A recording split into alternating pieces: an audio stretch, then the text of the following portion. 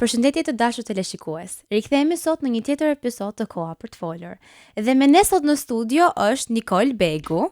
Ç'kemi Elena? Gëzohem shumë që të kam këtu. Gjithashtu. Unë personalisht e di që ti ke një zemër për misionin. Sa herë që ndodhte që e merra Nikolën në telefon, më thoshte nuk jam në Shqipëri për momentin, ose nuk jam në Tiranë. Kam ikur se kam mision. Edhe isha, okay, super, mirë, më merr kur të kesh mundësi. Dhe është kaq bukur që ne shohim të rinj që shkojnë edhe shërbejnë. Edhe ndajnë zemrën e Jezusit që ka për ungjillin me të tjerët. Po. Çfarë është misioni për ty personalisht? Në fakt po filloj pak më përpara duke t'regu pak historinë time dhe lidhjen që unë personalisht kam me misionin. Super. Unë që në moshën 2 vjeçare, prindrit e mi morën thirrjen për mision, specifikisht për të shkuar në Kosovë. Ndaj jam rritur në fushën e misionit, por mbasi mbarova gjimnazin, ai ishte momenti kur mora thirrjen time personale për të shkuar në mision. Kështu që misioni për mua, si e shoh unë misionin, është vërtet të rrokësh zemrën e atit, sepse zemra e atit është që njerëzit mund të shpëtohen dhe të mund të vinë në njohjen e Krishtit, dhe ta rrokësh zemrën e tij, atëherë je e gatshme që ta japësh veten për njerëzit që dhe ata të kenë mundësi ta njohin atë. Ti më the që thirrjen e ke marrë kur ke mbaruar gjimnazin. Mund të na tregosh pak si erdhi thirrja, si e kuptove që duhet t'i futesh e kësaj rruge? Po. Mendoj se ka qenë fara e Perëndis e mbjellur në zemrën time që kur kam qenë e vogël në fakt. Dhe me kalimin e viteve, patjetër që gjërat kanë vazhduar dhe Zoti ka vazhduar të veprojë në zemrën time, kështu që ajo farë ka qenë në mua. Por koha Perëndis ishte kur unë mbarova gjimnazin, edhe aty ai konfirmoi thirrjen që ai kishte edhe përmes familjes time, përmes kishës, edhe ishte momenti që unë të dërgohesha. A të emociononte ideja që do shkoj në mision, kam një jetë, kam një thirrje për mision, t'jepte kjo emocione ose ndonjëherë ndoshta edhe ndonjë ndjesi pasigurie? Patjetër që po, domethënë shumë ndjenja pasigurie. Ishte edhe gëzimi i thirrjes, por edhe shumë pasiguri për të panjohurën që kisha përpara, pasiguri për faktin që tani më do ecja vetëm me Perëndin, do isha larg familjes, larg shoqërisë, larg kishës në Tiranë. Kështu që shumë emocione, por Perëndia më ka mbajtur edhe gjithmonë është prania e tij që të jep zemër.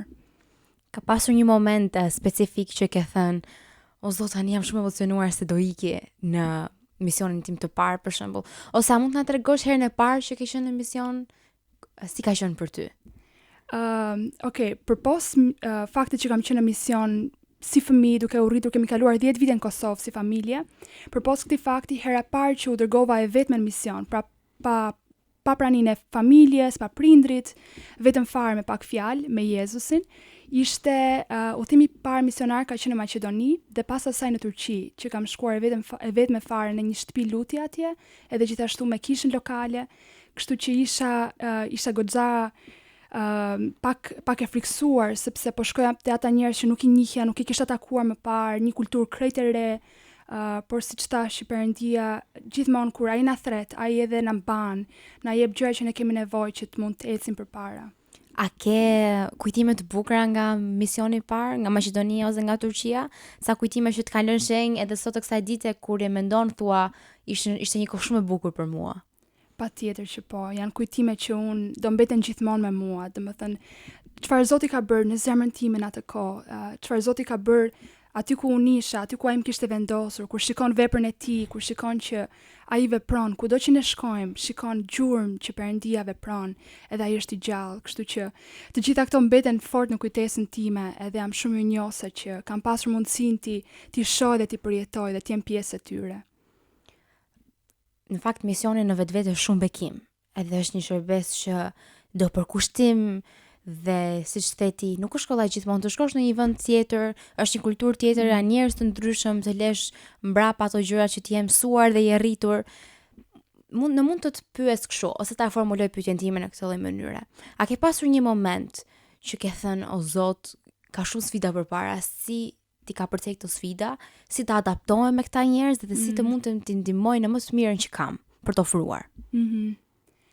Në fakt, kur kemi qenë në Kosovë, si vajzë e vogël, unë dhe 2 vëllezërit e mi në atë kohë, se tani kam 3 vëllezër, unë dhe 2 vëllezërit e mi ishim të vetmi të krishterë në shkollën tonë. të gjithë fëmijët e tjerë në shkollë, dhe ishte goxha shkollë e madhe, ishin muslimanë. Kështu që për mua si fëmijë isha goxha e dekurajuar dhe ishte një sfidë goxha e madhe për mua që ta përballoja. Edhe, do të thënë shpesh herë thosha o Zot, po pse pikërisht ne duhet ta përjetojmë këtë gjë, që të jemi të krishterët e vetëm në këtë ambient. Por, duke parë që kisha përreth nesh, po lulëzonte, duke parë që kaq shumë kosovarë, sidomos djem, vajza të rinj, po vini në besim në atë kohë, kjo vërtet më ka dhënë zemër, kaq shumë zemër që Perëndia është i vërtet, ai është i gjallë, dhe kjo më ka dhënë forcën që unë mund të vazhdoj përpara, pavarësisht kësaj sfide të madhe që ishte në jetën time në atë kohë. Ndonjëherë të kesh në fakt njerëz që nuk ndoshta janë të kundërt me atë gjë që ti beson, ose nuk mendojnë ashtu siç ty, nuk është gjithmonë shumë e rahatshme, në fakt ndonjëherë bëhet dhe e sikletshme, por të di që ti je drita e Perëndisë në atë vend, të ndihmon që ta kapërcesh situatën. Të thuash, ok, unë kam ardhur këtu për lavdinë e Zotit, për të shërbyer Zotit, edhe ai do më ndihmoj gjatë rrugës. Po. A ke pasur një moment që mund të na thuash një histori ndoshta që mund të na tregosh konkrete të një sfide që ke kaluar dhe si të ndihmoj Zoti të nxorri nga ajo sfidë? Po, mund të tregoj. Siç thash, përmenda këtë të Kosovës pak a shumë, edhe është kjo pjesa që nganjëherë shokët e shoqet e klasës e vinin në re që unë isha ndryshe, e dinin që unë nuk isha muslimane, por isha krishterë, kisha besim tjetër, por Zoti gjithmonë më ka dhënë zemrën që të vazhdoj përpara, edhe ai gjithmonë më ka dhënë forcën dhe besimin që unë të vazhdoj pavarësisht çdo gjëje, unë të jem drita e tij, të jetoj plotësisht jetën për Krishtin, dhe të mos bëj kompromis. Ishte tundimi shumë i madh që edhe unë të bëja kompromis me mënyrën e jetesës sime, ashtu siç ata jetonin, por Zoti më ka dhënë zemër që unë të mos bëj kompromis dhe të qëndroj me atë që unë besoj në të vërtetë. Çfarë aftësish të reja ke mësuar që nuk i dje që i kishe më përpara, ndërkohë që i shërbej Zotit në mision? Mendoj se kanë dalë në pa disa aftësi. Njëra për tyre komunikimi me njerëzit, sepse kur duke u rritur si e vogël, kam qenë shumë e ndrojtur, por me kalimin e viteve, mendoj që Zoti vërtet ka nxjerrë në pa faktin që ai më ka krijuar që unë të komunikoj dhe të mund të flas dhe të mos kem turp apo ndrojtje që ta bëj këtë gjë. Por gjithashtu dashuria edhe pëlqimi shumë i madh që un kam për gjuhët, më pëlqejnë shumë gjuhët në përgjithësi. Okay. Dhe gjatë kohës që kam qenë në mision, kam pas mundësinë që të shërbej në gjuhën turke, të shërbej në gjuhën hebreje pak, gjë që vërtet dhe un kam një zemër shumë të madhe për adhurimin, edhe për mua ka qenë gëzim shumë i madh që të mund të adhuroj Zotin me këtë gjuhë. Edhe sot e kësaj dite, nganjëherë kur jam në shtëpi, kam kohë të lirë, përpiqem të adhuroj Zotin me këtë gjuhë, t'i jap atij lavdi.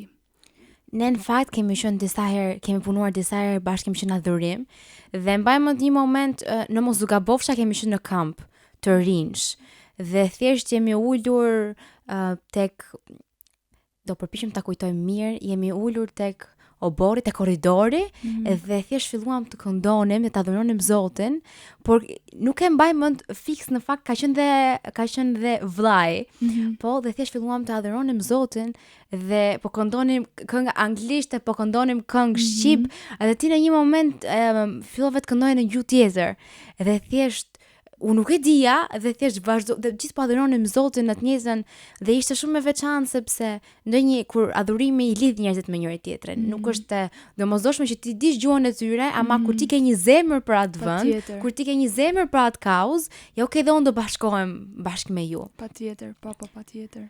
Siç thash për sa rëndësishme është të bashkohemi me njëri tjetrin në adhurim, mendon që është e rëndësishme që ne të bashkohemi me njëri tjetrin për t'i suportuar dhe për të ndihmuar njerëzit që janë në mision jashtë Shqipërisë?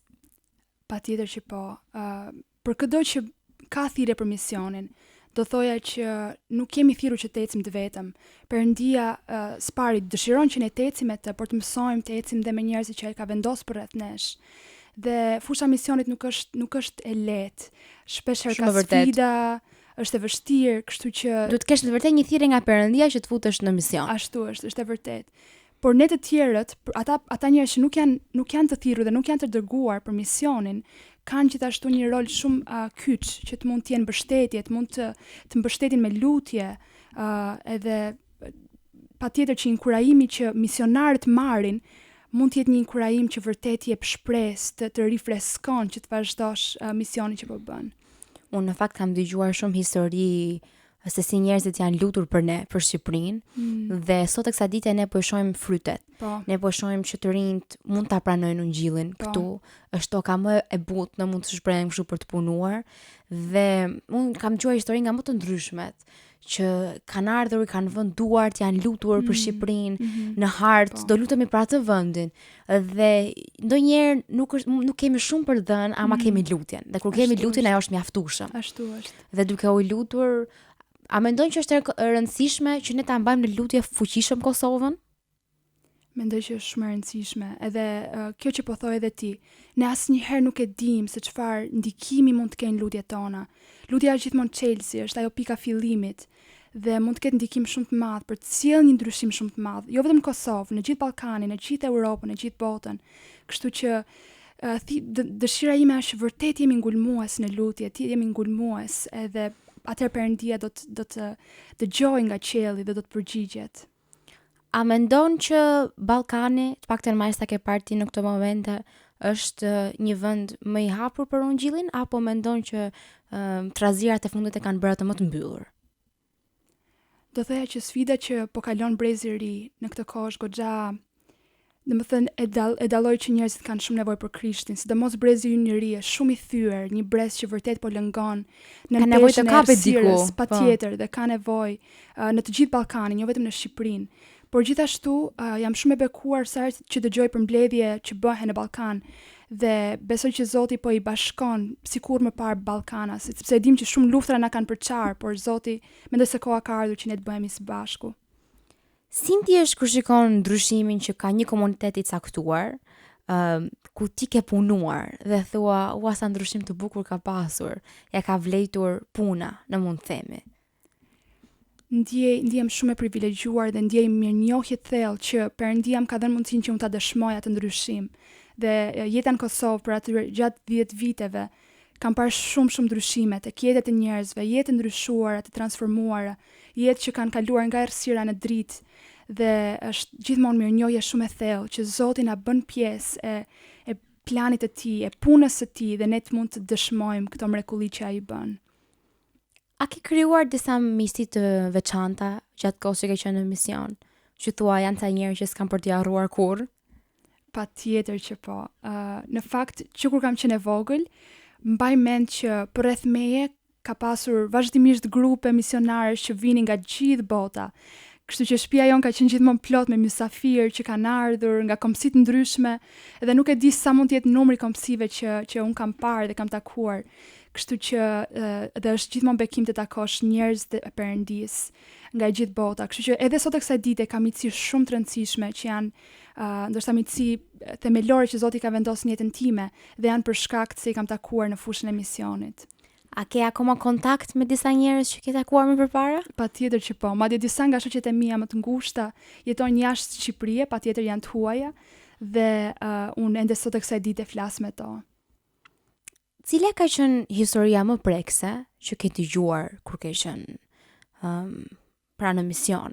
Një histori që të ka lënë mbresa?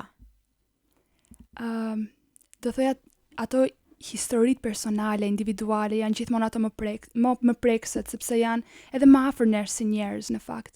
Dhe kur dëgjon histori, konkretisht ka qenë një person dhe familja e atij personi në Kosovë, në Gjilan, ku ne kemi jetuar. Kur dëgjon që jo vetëm personi është shpëtuar, por një familje e tërë që ka qenë e thyer më parë është restauruar për shkak të shpëtimit të një personi. Dhe kur dëgjon këto histori personale që Zoti mund ta kthejë një jetë përmbys, mund ta sjellë, domethënë komplet përmbys, dhe kur e dëgjon dhe kur e dëshmon dhe kur e shikon me sytë e tu ndryshimin, është bekim shumë i madh. A mund të na tregosh një histori që ndoshta të kanë treguar se si Zoti ka vepruar në jetët e tyre, dhe që ty, siç thash më përpara, që e mban mend ndoshta? Ka ndonjë histori që e mban mend? Ka më shumë se një, por për shembull ka histori të njerëzve që ndoshta kanë qenë në zgjedhjen e varësive në jetën e tyre, varësive të rënda, me cilat ndoshta dhe brezi ynë po vuan shumë në këto ditë. Dhe kur dëgjon që Perëndia mund të sjellë ndryshim dhe mund të çlirojë, dhe Perëndia mund vërtet ta ndryshojë atë jetë, atëherë është shumë bekim. Është bekim në të vërtetë, sepse atëherë më jep mua zemër dhe më jep shpresë që ajo shoqëri që un kam, që ndoshta vuan në peshën e varësive, mund të çlirohet dhe mund të vinë një jetë e re me Krishtin. Në fakt, që është e bukur me Zotin është që ai e sjell një person enkas për ty, po që nevoja edhe nga fundi tjetër i botës. Domethënë, ai është i vullnetshëm të sjellë njerëz për ty. Kur e sheh, ndonjëherë jemi me disa njerëz që nuk deportojmë dot. Nuk merr nga ty. Thjesht nuk është mbyllur totalisht dhe Zoti sjell një person nga ana e anës që të vi dhe të merret me këtë person, një person që ai mund t'ia hap zemrën dhe Zoti punon në mënyra kaq fantastike. Dhe kjo është një nga gjërat e bukura të misionit, që ne duhet ta suportojmë njëri tjetrin në mision, sidomos me lutje, por dhe duhet jemi të kuptueshëm ndaj njëri tjetrit. Jo nuk është gjithmonë e lehtë të shkosh në një vend tjetër, madje në fakt nuk është fare e lehtë, madje ndonjëherë shumë e vështirë të takosh njerëz të rinj. Dhe shumë problemi nuk është te njerëzit të rinj sa është akomodohesh, ke kulturë ndryshe, ke mentalitet ndryshe, ke mendsi ndryshe, atyre dukesh i çuditshëm, ti mendon që këta janë çuditshëm se unë jam në rregull. Pra ka shumë gjëra që ne duhet të mësojmë që ta ndihmojmë njëri tjetrin edhe të mos ta gjykojmë, në mund të them në këtë lloj mënyre, po ta ndihmojmë njëri tjetrin. Patjetër që po. A mund të na tregosh një moment kur ke parë dorën e Zotit, që ke thënë, ky është Zoti, po ky është Zoti që më zori nga situata? Një moment kemi qenë në një mision që quhet Ecja e lutjes. Në ato momente kemi qenë në Greqi dhe si funksionon pak a shumë ky mision është që ne thjesht ecim dhe përgjatë ecjes lutemi. Kështu që ecje me orë të tëra, duke mbuluar një territor të caktuar dhe duke u lutur për atë vend, duke u lutur për popullsinë e atij vendi. Dhe një rast specifik ka qenë kur kemi qenë në Greqi dhe kishte ardhur fundi i njërës ditës së ecjes dhe të gjithë ne antarët e grupit marrim një njoftim në telefon.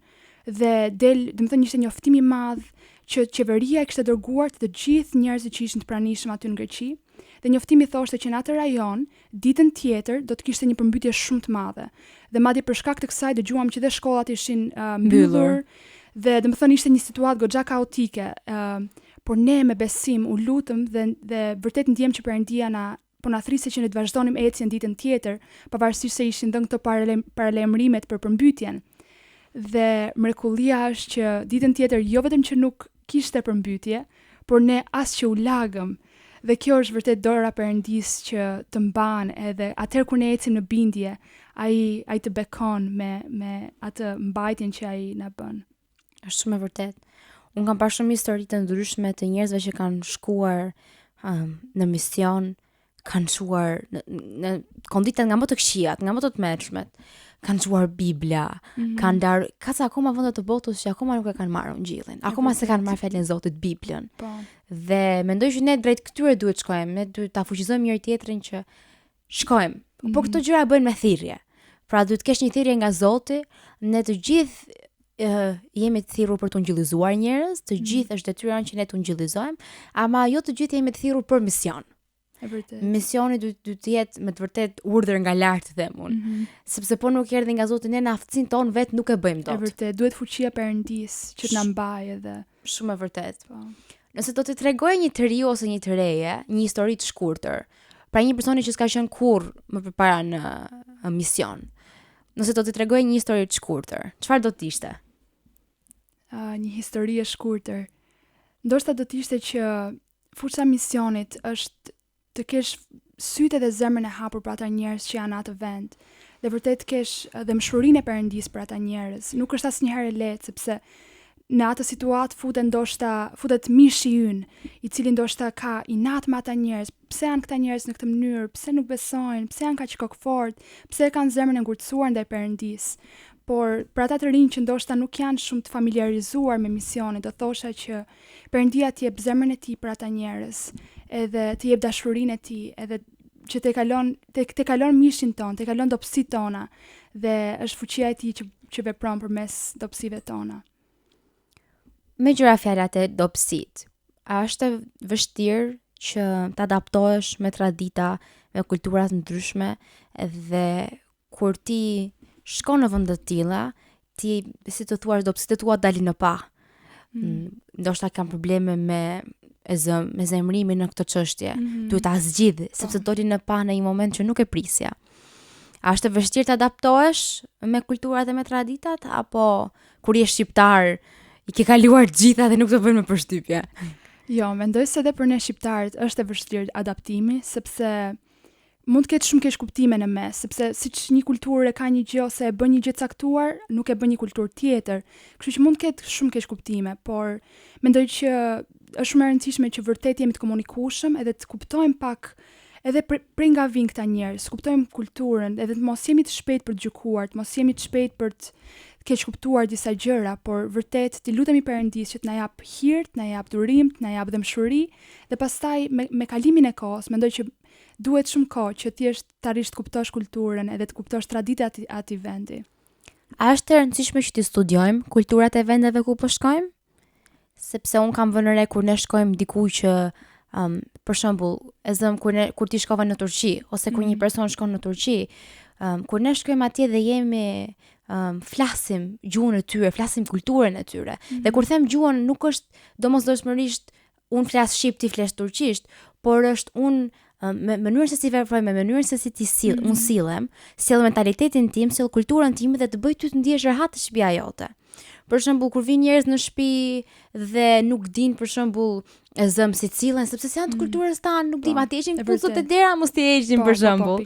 Dhe kur ti shkon dhe flet kulturën e tyre, flet gjuhën e tyre, në mund ta them kështu, ata janë më të pranueshëm, më të hapur. E vërtet. Dhe ka ndikim tjetër sepse njerëzit e dallojnë, kanë aftësinë që ta dallojnë një person kur ka vërtet dashuri për ta, kur ka vërtet përkushtim për ta, kështu që kur ne jo vetëm e studiojmë kulturën, po përpiqemi për shembull të mësojmë gjuhën e tyre, përpiqemi që të bëhemi një me ta, me traditat që ata kanë, atëherë mendoj se do të afrohemi më shumë, që të mund të jemi më të efektshëm për t'i arritur, do t'i kuptojmë më mirë, edhe do të kuptojmë se si Perëndia do që ne t'u qasemi atyre, t'u flasim, të ndajmë me ta.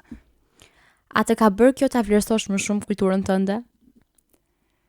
Mendoj se kjo më ka bërë që të vlerësoj më shumë kulturën e mbretërisë Perëndis, sepse gjithë kulturat tona në këtë botë kanë ato çalojnë pak diku, ndërsa kultura Perëndis, kultura e mbretërisë së Perëndis është ajo që është e përsosur, dhe aty unë si Nikol dëshiroj që të mbahem fort dhe të mos ta lëshoj asnjëherë.